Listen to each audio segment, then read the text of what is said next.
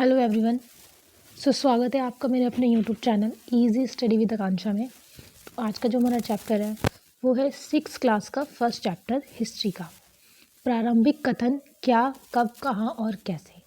तो आइए इस अध्याय को हम शुरू करते हैं।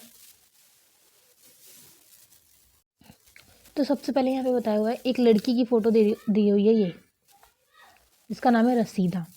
तो क्या लिखा हुआ है, रसीदा का सवाल। रसीदा बैठी अखबार पढ़ रही थी, अचानक उसकी निगाह एक सुर्खियों पर पड़ी। 100 साल पहले। तो जो रसीदा है वो एक स्टूडेंट है, वो क्या कर रही होती है, वो अखबार पढ़ रही होती है और उसकी नज़र अचानक एक न्यूज़ पे पड़ती है जो वहाँ पे लिखा होता है 100 साल पहले। वह सोचने लगी कि यह कोई कैसे जान सकता है कि इतने वर्षों पहले क्या हुआ था। अब क्या है भाई, वो एक स्टूडेंट है, वो सोचती है कि भाई चलो कल क्या हुआ था इसका तो हम पता लगा सकते हैं, लेकिन 100 साल पहले क्या हुआ था ये कैसे हम पता लगा सकते हैं। तो अपने टीचर से पूछती है कि कैसे पता लगाएं। यह जानने के लिए कि कल क्या हुआ था तुम रेडियो सुन सकते हो, टेलीविज़न देख सकते हो या फिर अखबार पढ़ सकते हो। अब उसकी जो टीचर है वो आंसर करती है कि देखो बेटा, कल क्या हुआ था इसको जानने के लिए हम क्या कर सकते हैं, रेडियो सुन सकते हैं, टेलीविज़न देख सकते हैं, ठीक है, अखबार पढ़ सकते हैं। साथ साथ ही यह जानने के लिए कि पिछले साल क्या हुआ था तुम किसी ऐसे व्यक्ति से बात कर सकते हो जिसे उस समय की स्मृति हो, मतलब कि स्मृति मतलब याद हो उसे। अब बता रखा है कि जो रशीदा की जो टीचर हैं वो ये कहती हैं कि बेटा देखो, अगर आप कल के बारे में जानना चाहती हो तो आप कैसे जान सकते हो, कि रेडियो सुन के, टेलीविज़न देख के, अखबार पढ़ के, इन सब चीज़ों के ज़रिए। और अगर आपको जानना है कि पिछले साल क्या हुआ था, लास्ट ईयर क्या हुआ था, तो ये हम कैसे जान सकते हैं, किसी भी व्यक्ति से बात करके, या उस मतलब उस व्यक्ति को उस समय की स्मृति याद हो। जैसे कि मान लो कोरोना वायरस आया था तो हम 4-5 साल, वो 2020 में आया था कोरोना। तो अब अगर अब के बच्चे जो ये चीज़ जानेंगे कि भाई कोरोना आया था एक टाइम पे, एक तरीके का वायरस था, क्या क्या हुआ करता था, वो कैसे पता लगाएंगे। अब आजकल क्या है भाई, एआई का ज़माना है, तो उनको क्या मिल जाएगा, पूरा न्यूज़ वगैरह उस टाइम की मिल जाएंगी। और इसके साथ ही उनको वो एक्सपीरियंस वाले लोग मिल जाएंगे जो उस टाइम पे कोरोना के टाइम पे थे। ठीक है, 4-5 साल पुरानी बात है। तो आज के बच्चे अगर पूछें अपने आसपास के लोगों कि भाई कोरोना के टाइम पे क्या हुआ था, मतलब किस किस तरीके से लॉकडाउन वगैरह लगा था, और आज से पहले कभी किसी ने सोचा था कि जो बच्चे हैं वो कभी ऑनलाइन भी पढ़ेंगे, गूगल मीट करके कुछ ऐसी क्लासेस भी होगी। कभी नहीं सोचा था हमने कॉलेज क्लासेस ऑनलाइन होंगी, बट ऐसा हुआ ना। तो ये सब कैसे जान सकते हैं हम, किसी ऐसे बंदे से बात करके जो उस टाइम पे रहा हो। लेकिन बहुत समय पहले क्या हुआ था ये कैसे जाना जा सकता है। अब भाई ये तो 4-5 साल पुरानी बात होगी, चलो मान लो 10 साल पुरानी बात होगी, लेकिन 100 साल पहले क्या हुआ था ये हम कैसे पता लगाएंगे। तो ये चैप्टर हमारा पूरा इसी पे बेस्ड है।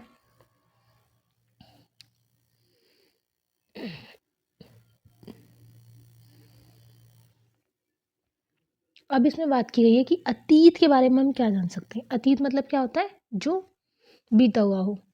अतीत के बारे में बहुत कुछ जाना जा सकता है, जैसे लोग क्या खाते थे, कैसे कपड़े पहनते थे, किस तरीके के घरों में रहते थे। हम आखेटक, शिकारियों, पशुपालकों और कृषकों, शासकों, व्यापारियों, पुरोहितों। पुरोहित कौन होते हैं, जो पूजा पाठ वगैरह करते हैं उनको बोलते हैं पुरोहित, जैसे कि पंडित वगैरह। शिल्पकारों, कलाकारों, संगीतकारों या फिर वैज्ञानिक के जीवन के बारे में जानकारी हासिल कर सकते हैं। अतीत में जो लोग क्या करते हैं, मतलब मान लो आज से 100, 200, 300 साल पहले किस तरीके से लोग खाना खाते थे, मतलब क्या खाना खाते थे, कैसे कपड़े पहनते थे। जैसे कि आज लोग जीन्स वगैरह पहनते हैं। आज से अगर हम 100 साल पहले जाएँ जब हमारा देश आज़ाद नहीं हुआ था, तो उस टाइम पे जो लड़कियों का पहनावा था वो अब मतलब जैसे अब जो लड़कियाँ जीन्स टॉप पहनती हैं या लड़के जिस तरीके के कपड़े पहनते हैं वो वैसा नहीं था। जो आपकी बैगी टाइप के कपड़े आए हैं, बैगी जीन्स आई हैं, वो पहले थोड़ा ना पहनते थे लोग। नॉर्मल सूट, साड़ी यही सब पहनते थे। आदमी धोती कुर्ता, बहुत ही जो रईस परिवार के लोग होते थे वो पहनते थे। आपके ये कोट पैंट तो है ना। अब क्या पता रखा है इसमें कि जो लोग थे वो किस तरीके के घरों में रहते थे। आप गाँव में चले जाओ, वहाँ पे आपको दिख जाएंगे थोड़े झोपड़ी टाइप की डली रहती है ना, कच्चे घर रहते हैं। अभी तो पूरे मकान वगैरह बन गए, बिल्डिंग वगैरह सब है। अब बता रखा है शिल्पकारों, तो वहाँ के जो भी शिल्पकार वगैरह होते हैं, जो भी मतलब चीज़ें बनाते हैं, माला वाला बनाते हैं, उनके बारे में हम जान सकते हैं। पशुपालक कौन होते हैं, आखेटक कौन होते हैं, जो शिकार करते हैं, ठीक है, उनको बोलते हैं शिकारियों।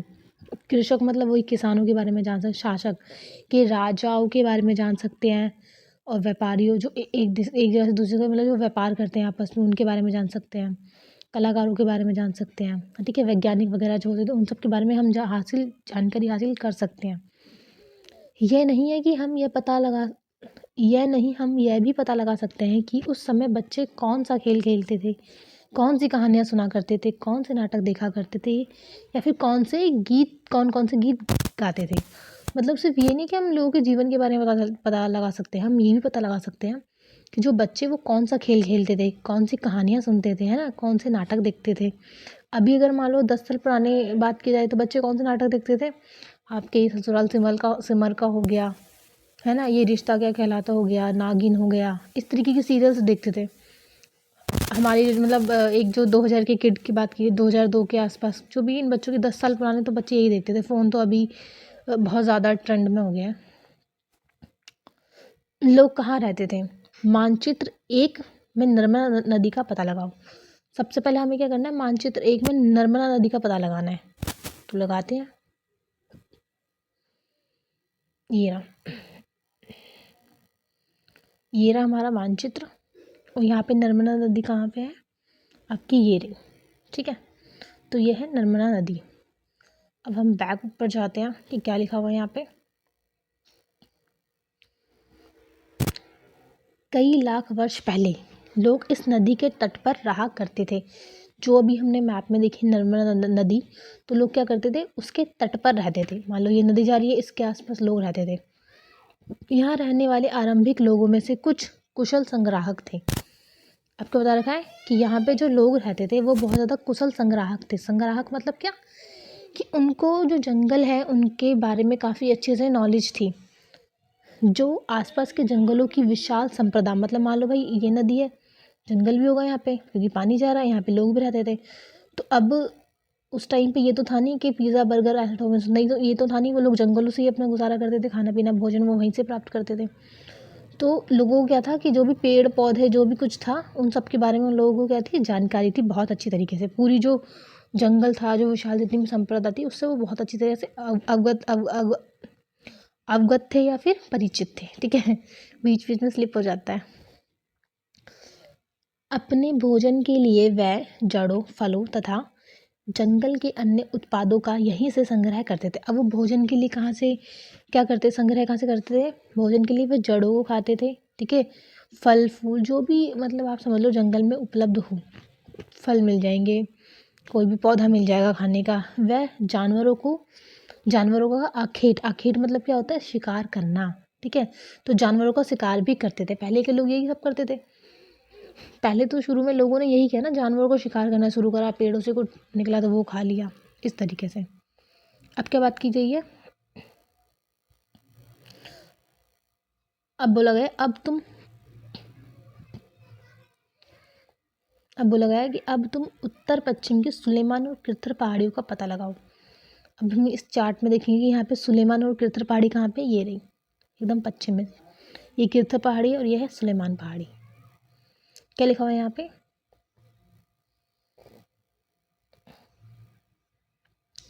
कि इस क्षेत्र में कुछ ऐसी स्थान हैं जहाँ लगभग 8000 वर्ष पूर्व स्त्री पुरुष ने सबसे पहले गेहूं और जौ जैसी फसलों को उपजाना आरंभ किया था, ठीक है, आरंभ किया। अब ये जो सुलेमान और कृथर पहाड़ियाँ हैं, यहाँ पे लोगों ने क्या किया है, सबसे पहले कहाँ पे, ये उत्तर और पश्चिम में, ठीक है, उत्तर पश्चिम ये होता ना हमारा, इस तरीके से, ये हमारा नॉर्थ, ये हमारा ईस्ट, ये हमारा साउथ और ये हमारा वेस्ट।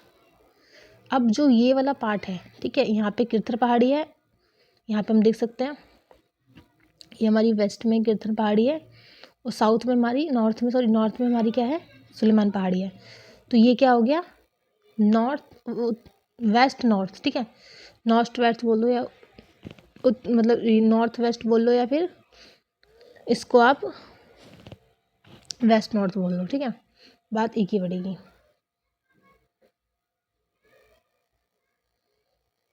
ट्रेस भी करना होता है इसको पूरा।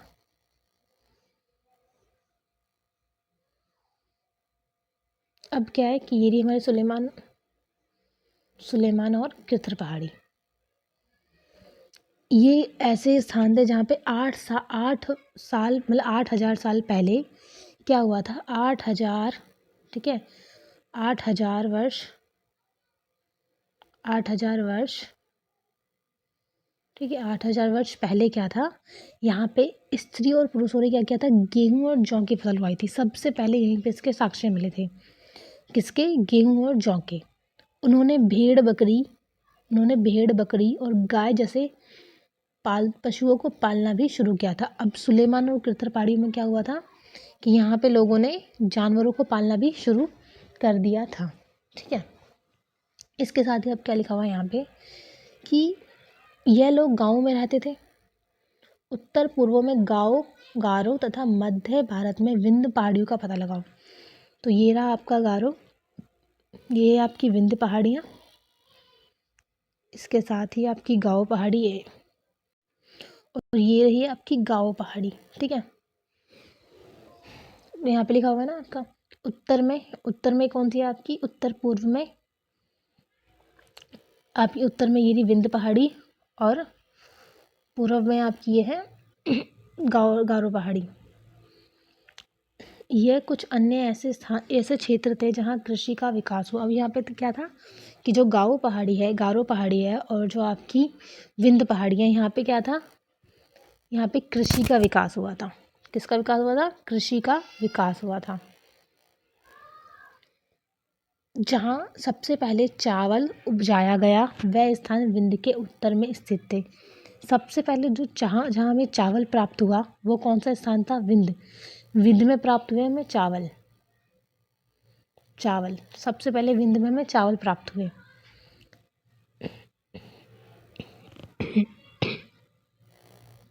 इसके बाद क्या बता रखा है इसमें कि मानचित्र पर सिंधु तथा इसकी सहायक नदियों का पता लगाओ। तो ये रहा हमारा चार्ट, हमारा मैप, और ये रही हमारी सिंधु नदी।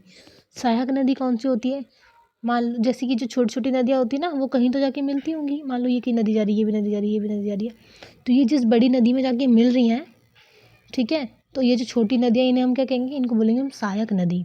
तो ये है सिंधु नदी, और सिंधु नदी की जो सहायक नदी है कौन सी है, ये रही, ये इसकी क्या है, सहायक नदी है, ठीक है। झेलम, चनाब, रावी, व्यास नदी, सतलुज, ये सब क्या है, इसकी सहायक नदी है, सिंधु नदी की सहायक नदी है। तो सिंधु नदी ये रही हमारी, और सहायक नदी उसकी ये रही।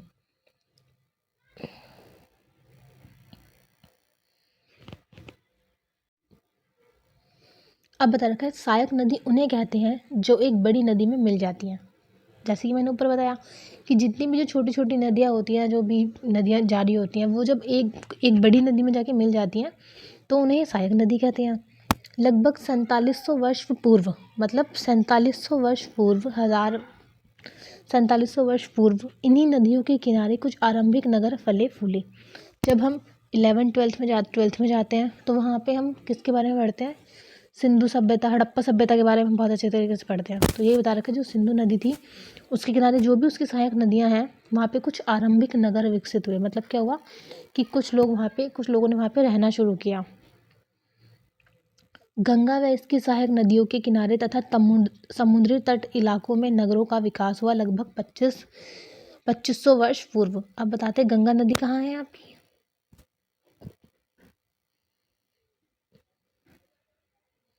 ये रही हमारी गंगा नदी, ये गंगा नदी, ठीक है। तो गंगा नदी के बारे में क्या बात करिए, जो गंगा नदी है इसके तट के किनारे, इस नदी के तट के किनारे लोगों ने क्या किया, रहना शुरू करा, वहाँ पे नगरों का विकास हुआ।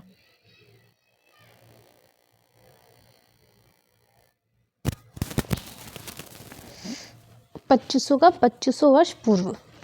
अब इसके बारे में बात की गई है कि गंगा तथा इसकी सहायक नदी सोन का पता लगाओ। तो गंगा की सहायक नदी कौन सी है, सोन नदी, ठीक है। तो ये रही गंगा नदी, ये है आपकी गंगा नदी, और इसकी सहायक नदी कौन सी है, ये आपकी सोन नदी, ये रही, ठीक है। तो ये इसकी सोन नदी है।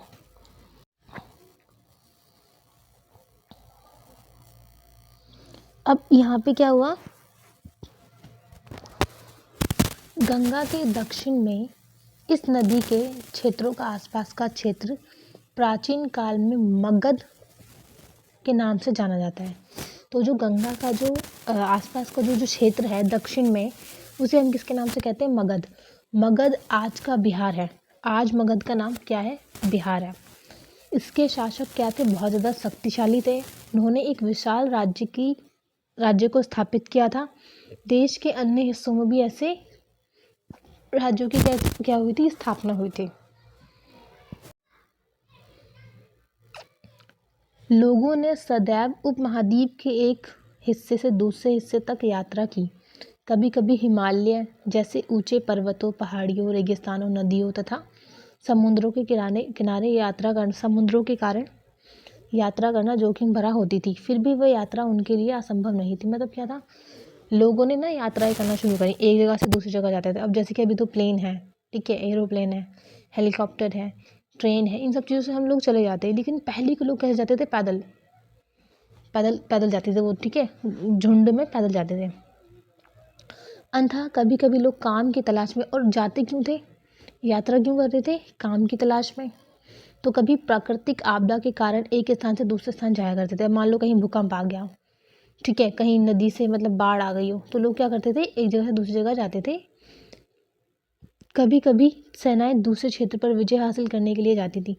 ऐसा होता है ना कि मान लो ये एक राजा है, अब इसको क्या चाहिए? और साम्राज्य अपना बड़ा करना है, एक और साम्राज्य चाहिए, तो यहाँ की सेना क्या करेंगी? यहाँ जाएंगी, ठीक है, तो इसलिए भी जाते थे। इसके अतिरिक्त व्यापारी कभी काफिले में तो कभी जहाज़ों में अपने साथ मूल्यवान वस्तुओं को लेकर एक स्थान से दूसरी जगह जाते थे। अब जो व्यापारी लोग होते हैं वो अकेला नहीं जाता था, क्योंकि अकेला जाएगा तो उसे कोई लूट लेगा। तो इसलिए क्या होता था? काफ़ी सारे व्यापारी मिलकर काफिलों में जाते थे, ठीक है, जहाज़ में जो भी उनकी मूल्यवान वस्तु होती थी, एक जगह से दूसरी जगह जाते थे उनको बेचने के लिए, समझ सकते हो, या फिर दूसरी जगह सामान लाने के लिए। धार्मिक गुरु लोगों को शिक्षा और सलाह देते हुए एक गांव से दूसरी जगह जाते थे। जैसे कि मान लो पहले जिस तरीके से भी स्कूल बना रखे हैं उस तरीके से नहीं होगा, तो लोग क्या करते थे? जो धर्म गुरु वगैरह होते थे, धार्मिक गुरु, कि जो हिंदू जितने भी पुजारी वगैरह जो लोग हैं वो क्या करते थे? वो हिंदू की शिक्षा देने जाते थे। लोगों को आसपास मिशनरी जो हैं, जो भी क्रिश्चियन वगैरह, वो अपनी बाइबल की देने जाते थे। लोग मतलब धार्मिक शिक्षा देने जाते थे लोगों को कि किस तरीके से रहना चाहिए, किस तरीके से नहीं। धार्मिक गुरु होते ना, जो जाते थे गाँव गाँव में, एक कस्बे से दूसरे कस्बे जाया करते थे। कुछ लोग नए और रोचक स्थानों की खोज की चाह में उत्सुकतावश भी यात्रा किया करते थे। अब क्या थे? कुछ लोग ना नए स्थानों की खोज में भी जाया करते थे। इन सभी यात्राओं से लोगों को एक दूसरे के विचारों को जानने का मौका मिला। अब क्या है? एक जगह से दूसरी जगह जा रहे हैं तो लोग क्या कर रहे हैं? आपस में एक दूसरे के विचारों को जान रहे हैं, ठीक है। आज यात्राएं लोग क्यों करते हैं?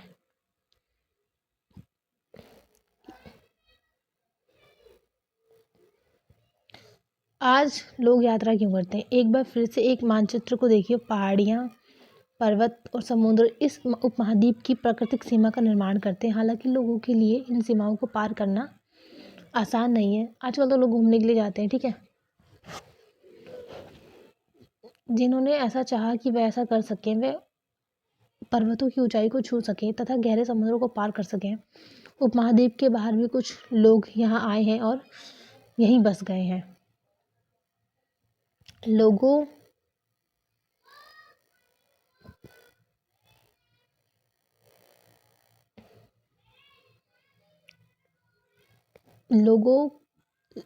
को इस आवागमन ने हमारी संस्कृति परंपरा को समृद्ध किया। कई सौ वर्ष से वे लोग पत्थरों तराशने, संगीत रचने तथा यहाँ की भोजन प्रक्रिया नए तरीके मतलब एक दूसरे के विचार अपनाने के लिए भी जाते हैं। दूसरी जगह की बात कर रहा है कि आज लोग यात्रा क्यों करते हैं?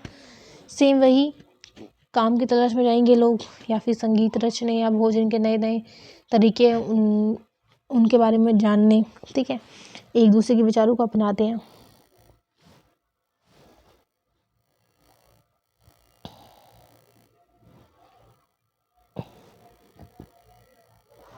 अब बात की गई है आपके कि देश के नाम, कि देश का जो भारत है, जो इंडिया है, इसका नाम पड़ा कैसे पड़ा? अपने देश के लिए हम प्रातः इंडिया या फिर भारत शब्द का इस्तेमाल करते हैं, ठीक है। हम अपने देश के लिए क्या इस्तेमाल करते हैं, इंडिया या फिर भारत जैसे शब्दों का इस्तेमाल करते हैं। अब इसका ये नाम कैसे पड़ा, जैसे नामों का प्रयोग करते हैं। इंडिया शब्द इंडस से निकला है, इंडिया शब्द किससे निकला है, इंडस से निकला है, और इंडस का क्या मतलब होता है संस्कृत में, सिंधु। ठीक है, इंडिया शब्द इंडस से निकला है जिसे संस्कृत में सिंधु कहा जाता है। आपने एटलिस्ट में एटलस में ईरान और यूनान का पता लगाओ, मतलब कि जो भी हमारी बुक है एटलस होती है ना, तो मैप समझ लो, मैप टाइप का ही होता है वो भी, तो उसमें बता रखा है कि ईरान और यूनान का पता लगाओ। तो हमारे देश में क्या था, कुछ लोग ईरान से आए थे तो उन्हें ईरानी कहा जाता था, और जो लोग यूनान से आए थे उन्हें यूनानी कहा जाता था। लगभग 2500 वर्ष पूर्व, मतलब 2500 वर्ष पहले उत्तर पश्चिम में, मैंने अभी बताया था ये आपका, ये साउथ ईस्ट, ठीक है, वेस्ट और ये नॉर्थ, तो ये उत्तर पश्चिम में, ठीक है, नॉर्थ वेस्ट में क्या था, नॉर्थ वेस्ट की ओर से क्या हुआ था, कुछ लोग आए थे ईरानी और यूनानी। ठीक है, यूनानियों ने, जो यूनानी थे उन्होंने सिंधु को हिंदोस कहा। ठीक है, अथवा जो ईरानी जो लोग थे, ईरानियों ने क्या कहा, सिंधु को हिंदोस कहा, और जो यूनानी थे उन्होंने इंदोस कहा। ठीक है, और इस नदी के पूर्व स्थित भूमि प्रदेश को उन्होंने इंडिया कहा।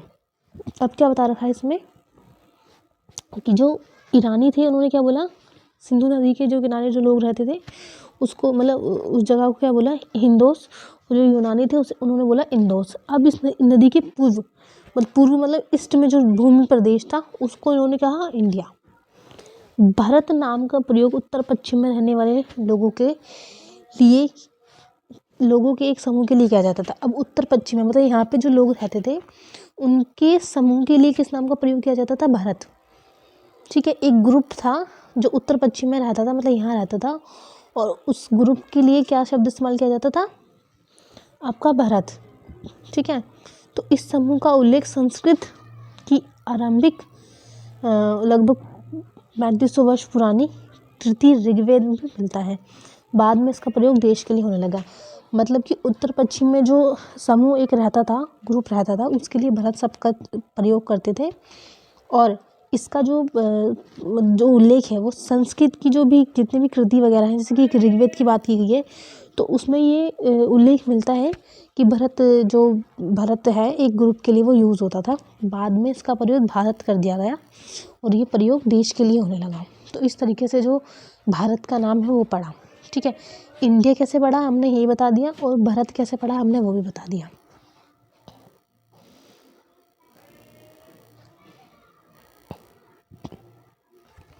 अतीत के बारे में कैसे जाने, अब हम अतीत के बारे में कैसे जान सकते हैं। अतीत की जानकारी हम कई तरीके से प्राप्त कर सकते हैं। इनमें से एक तरीका अतीत में लिखी गई पुस्तकों को ढूंढना और पढ़ना है। अतीत के बारे में हम कैसे जान सकते हैं कि उसके बारे में मतलब पुरानी जो जितनी पुस्तक हैं उनको हम ढूंढें और पढ़ें। यह पुस्तक हाथ से लिखी होने के कारण पांडुलिपियाँ कहलाती हैं। पांडुलिपियाँ किसे कहते हैं, जो पुस्तक हाथ से लिखी होती हैं। ठीक है, अंग्रेजी में पांडुलिपि के लिए प्रयुक्त होने वाला जो शब्द है वो है मैनीक्रिस्टो। ठीक है, मैनीक्रिस्टो शब्द लैटिन, अब ये जो शब्द है वो किससे बना है, लैटिन भाषा के शब्द मैनो से बना है, जिसका अर्थ क्या होता है, हाथ से। हाथ है मतलब कि कोई भी चीज़ हाथ से लिखी हो। यह पांडुलिपियाँ लगभग प्रातः ताड़पत्रों तथा हिमालय क्षेत्र में उगने वाले भुर्ज नामक पेड़ की छाल से विशेष तरीके से भोजपत्रों पर लिखी जाती है। अब क्या बता रहा है, हिमालय क्षेत्र में क्या है, एक पेड़ उगता है जिसका नाम है भुर्ज। अब भुर्ज नामक जो पेड़ है उसकी जो छाल होती है, ठीक है, उसका भोजपत्र तैयार करा जाता है लिखने के लिए, और तब उस पर ये आपकी जो पांडुलिपियाँ वो लिखी जाती हैं। ठीक है, कुछ ताड़पत्रों मतलब कि जो भी पेड़ की छाल होती है उस पर लिखे जाते हैं। ये एक कृति है वैसे ही जो मतलब पेड़ की छाल पे लिखी हुई है। ये क्या लिखा है हमें समझ में भी नहीं आ रहा।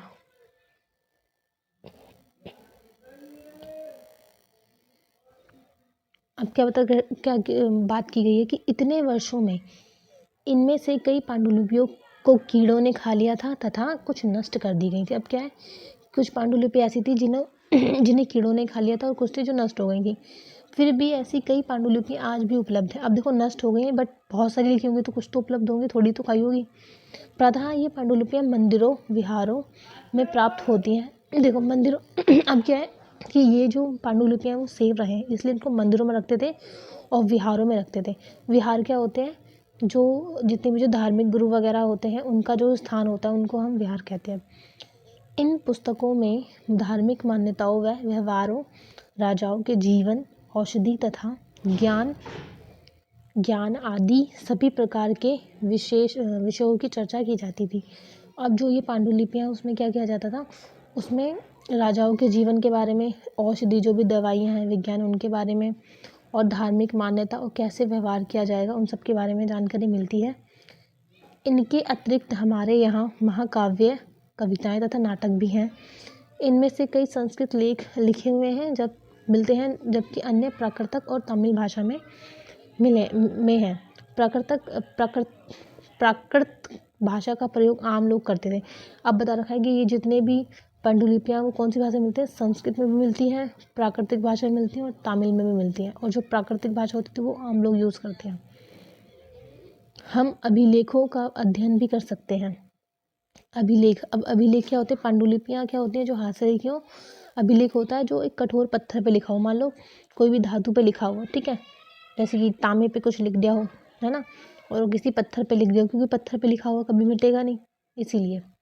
तो ऐसे लेख पत्थर अथवा धातु जैसी अपेक्षाकृत कठोर सतहों पर उत्कीर्ण किए गए मिलते हैं। तो अभिलेख किसे कहते हैं, जो पत्थरों पे लिखा हो या किसी धातु पे लिखा हो। कभी कभी शासक मतलब कि राजा अपने अन्य लोग अपने आदेशों को इस तरह उत्कीर्ण करवाते थे ताकि लोग उन्हें देख सकें, पढ़ सकें तथा उनका पालन कर सकें। अब बात कर रखा है कि राजा ऐसा करते क्यों थे, मतलब राजा लोग ज़्यादातर पत्थरों पे और आपके जो तांबे वगैरह होते हैं, धातु जो वगैरह जो होती है उस पर क्यों लिखवाते थे, ताकि लोग इनको पढ़ सकें। जैसे कि अभी अगर हम हुमायूं टॉम्ब वगैरह जाएंगे तो वहाँ पे पत्थरों से लिखा रहता है। आप किसी भी किले चले जाओ, लाल किला चले जाओ, वहाँ पे पत्थरों से लिखा होगा, एग्जैक्ट वैसे लिखा हुआ है वो, ठीक है, अभी तक। तो राजा लोग क्यों लिखवाते थे, ताकि जो भी आसपास के जो लोग हैं, आम जनता है, वो क्या कर सके, वो राजा के आदेशों को पढ़ सके, ठीक है, और वो जो भी उसने रूल्स बनाए हैं उनको फॉलो करें। कुछ अन्य प्रकार के अभिलेख भी मिलते हैं जिनमें राजाओं तथा रानियों सहित अन्य स्त्री पुरुष के भी कार्य। तो ये तो बात हो गई लोगों की। अब क्या है, कुछ अन्य अभिलेख भी मिलते हैं जिनमें क्या होता है, राजाओं रानियों सहित अन्य स्त्री पुरुषों ने भी अपने कार्यों के विवरण उत्कीर्ण करवाए हैं। जैसे मान लो राजा ने कोई युद्ध लड़ाए तो वो युद्ध लिखवा देगा, उसके बाद युद्ध के बारे में बता देगा, ठीक है, अपनी प्रशंसा के लिए लिखवा देगा कुछ भी। उदाहरण के लिए प्रातः शासक लड़ाइयों में अर्जित विजयों का लेखा जोखा रखा करते थे। जैसे मैंने बताया ना, कोई युद्ध लड़ा तो उसमें क्या कैसे जीता, किस राजा को हराया, वो सब लिखवा देते थे। अब जैसे कि यहाँ पे लिखा हुआ है, लगभग 2250 वर्ष पूर्व पुराना यह अभिलेख वर्तमान अफगानिस्तान में के कंधार से प्राप्त हुआ है, ठीक है। कंधार कहाँ पे है, अफगानिस्तान में है। यह अभिलेख अशोक नामक शासक के आदेश पर उत्कीर्ण करवाया गया था। तो अशोक का ये अभिलेख है, उसने करवाया था, उन्होंने करवाया था। इस शासक के विषय में ये तो अब सर में पढ़ेंगे, तो ये इस तरीके से उन्होंने बताया हुआ है इसमें कि ये एक अभिलेख है।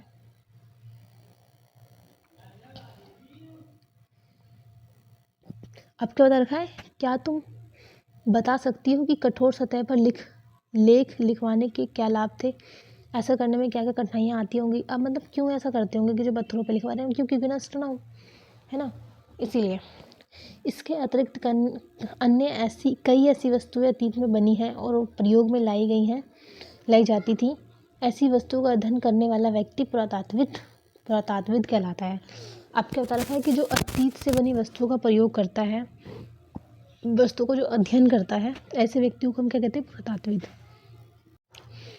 क्या बता रखा है इसमें कि अतीत में बनी और प्रयोग में लाई जाने वाली ऐसी वस्तु का अध्ययन करने वाले व्यक्तियों को हम पुरातात्विद कहते हैं। मतलब कि मान लो कि कोई इंसान अतीत की खोज कर रहा है, तो उसको जो जो चीज़ें मिल रही हैं उसे हम क्या कहेंगे, पुरातात्विद। पुरातात्विद पत्थर और ईंट से बनी इमारतों के अवशेषों, चित्रों तथा मूर्तियाँ का अध्ययन करते हैं। का अध्ययन करते हैं, ठीक है। तो पुरातात्विद क्या करते हैं कि जो भी मूर्तियाँ बनी हुई हैं, अभिलेख मिले हैं, उनका अध्ययन करते हैं, पता लगाते हैं कि वो कितने साल पुरानी हैं। वह औजारों, हथियारों, बर्तनों, आभूषण मतलब ज्वेलरीज तथा सिक्कों की प्राप्ति के लिए छानबान तथा खुदाई भी करते हैं। मान लो एक जगह पे कुछ चीज़ उनको लग रहा है कि यहाँ पे हमें मिली है, तो दोबारा वो पूरी खुदाई भी कर देंगे कि भाई और भी कुछ ना कुछ तो होगा यहाँ पे। इनमें से कुछ वस्तुएं पत्थर, पकी मिट्टियाँ तथा कुछ धातु की बनी हो सकती हैं। ऐसे तत्व कठोर तथा जल्दी नष्ट ना होने वाले होते हैं, ठीक है। जो कठोर धातु से बनी होती है वो चीज़ क्या होती है, जल्दी नष्ट नहीं होती। पुरातात्विक जानवरों, चिड़िया तथा मछलियों की हड्डी भी ढूंढते हैं। इससे यह जानने में मदद मिलती है कि अतीत में लोग क्या खाते थे। जो पुरातात्विद होते हैं वो क्या करते हैं, चिड़ियों की होगी, मछलियों की हड्डियाँ वगैरह होती है, उनको भी ढूंढने का पता लगाते हैं ताकि इससे पता कर सके कि लोग अतीत में क्या खाते थे। वनस्पति के अवशेष बहुत मुश्किल से बच पाते हैं। ये अन्न के दाने अथवा लकड़ी के टुकड़े जल जाते हैं तो जले हुए रूप में बचे रहते हैं, मतलब जो राख वगैरह होती है उसको भी वो ढूंढने का पता लगाते हैं। आपको तरह है कि पुरातात्विदों को बहुधा कपड़े के अवशेष मिलते होंगे, कपड़ों के अवशेष मिलते होंगे, ठीक है। तो पांडुलिपियों, अभिलेखों तथा पुरातत्व से ज्ञात जानकारियों के लिए इतिहास का प्रातः स्रोत शब्द का इस्तेमाल करते हैं। अब क्या बता रखा है, जो इतिहासकार होते हैं, अब जो पुरातात्विद हैं, ठीक है, पुरातत्व है मतलब कि जो अभिलेख हो गए, आपके अभिलेख हो गए, पांडुलिपियाँ हो गई, कपड़े हो गए, हड्डियाँ हो गई, इन सब के लिए क्या शब्द का इस्तेमाल किया जाता है, स्रोत, ठीक है। स्रोत शब्द का इस्तेमाल करता है इन चीज़ों के लिए। इतिहासकार उन्हें कहते हैं जो अतीत का अध्ययन करते हैं। पुरातात्विद कौन होते हैं, जो पुरानी चीज़ों के बारे में अध्ययन करते हैं, और इतिहासकार कौन होते हैं, जो अतीत के बारे में अध्ययन करते हैं। स्रोत के प्राप्त होते ही अतीत के बारे में पढ़ना बहुत रोचक हो जाता है। अब क्या है कि जो पुरातात्विद है उन्होंने वस्तु वगैरह ढूंढ के दे दी, अब इतिहासकार क्या करेगा, उस पर और अच्छे से काम करेगी, लोग किस तरीके से खाना खाते होंगे वो अपना दिमाग लगाएगा, ठीक है।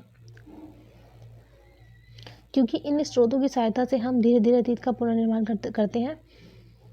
इतिहासकार तथा पुरातात्विद उन जासूसों की तरह होते हैं जो इन सभी स्रोतों का प्रयोग सुराग के रूप में अतीत को जानने के लिए मतलब करते हैं। मतलब तरका है जो इतिहासकार है और जो पुरातात्विद हैं वो क्या होता है, वो जासूस के रूप में काम करते हैं और पता लगाते हैं किस तरीके से जो लोग रहते थे पुराने समय में, वो क्या क्या खाते थे, क्या करते थे, ये सब चीज़ें। अब इसमें बात की गई है अतीत एक या अनेक। अतीत कितने हैं, एक है या अनेक है। क्या तुमने इस पुस्तक के शिष्य में हमारे अतीत पर ध्यान दिया। यह अतीत शब्द का प्रयोग बहुवचन के रूप में किया गया है, ठीक है। ऐसा इस तथ्य की ओर या ध्यान दिलाने के लिए किया गया है कि अलग अलग समूह के लोगों के लिए इस अतीत के जो अलग अलग मायने थे। उदाहरण के लिए पशुपालकों अथवा कृषकों का जीवन राजाओं तथा रानियों के जीवन से तथा व्यापारियों का जीवन शिल्पकारों से जीवन से भिन्न था। मतलब बता रखा है जो अतीत है ना वो एक नहीं अनेक है, ठीक है। हर किसी के लिए अलग, जो किसान अगर इसको पढ़ेंगे तो किसानों के लिए अलग है, व्यापारी हैं तो उनके लिए अलग है, पशुपालक हैं उनके लिए अलग है, ठीक है। जैसा कि हम आज भी देखते हैं कि उस समय भी देश अलग अलग हिस्सों में लोग अलग अलग व्यवहारों और रीति रिवाजों का पालन करते थे। मतलब जैसे जिस तरीके से लोग आज रीति रिवाजों का पालन करते हैं, पहले भी लोग क्या थे, रीति रिवाजों का पालन करते थे। उदाहरण के लिए आज अंडमान द्वीप के अधिकांश लोग अपना भोजन मछली पकड़कर, शिकार करके तथा फल फूल के संग्रहण द्वारा प्राप्त करते हैं।